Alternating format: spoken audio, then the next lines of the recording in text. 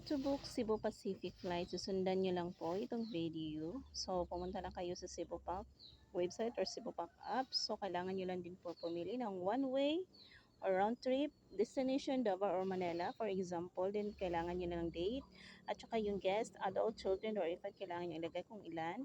So, pag search nyo ng price, makikita nyo yung available na prices. The next is makikita nyo, kailangan nyo lang i-keep, I'm okay with fare only. Pagkatapos niyan, i-continue nyo lang. Ito yung makikita ninyo. Next, yung guest details. So, kailangan nyo lang ilagay ang complete details, complete name, birth date. And then, kailangan niyo ng contact information with your email and number.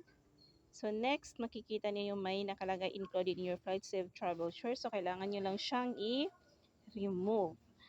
So, ang gawin nyo, kailangan nyo lang pindutin yung I don't need insurance. Tapos, click nyo lang yung box, i-check nyo. Check nyo yung booking summary. So, dito na tayo sa payment. So, available na payment, merong credit card, travel fund, no? So, dito tayo sa mas pinakamadali. So, meron tayong PayPal, GrabPay, Maya, at saka GCash. So, usually, ang ginagamit namin is GCash.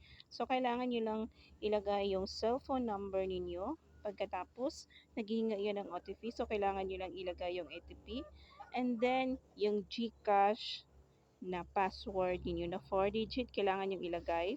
Mapunta kayo sa inyong GCash account. Pagkatapos, click nyo lang ang pay. Then, yan. Meron na kayong ticket. So, thank you for watching. Don't forget to follow and like me.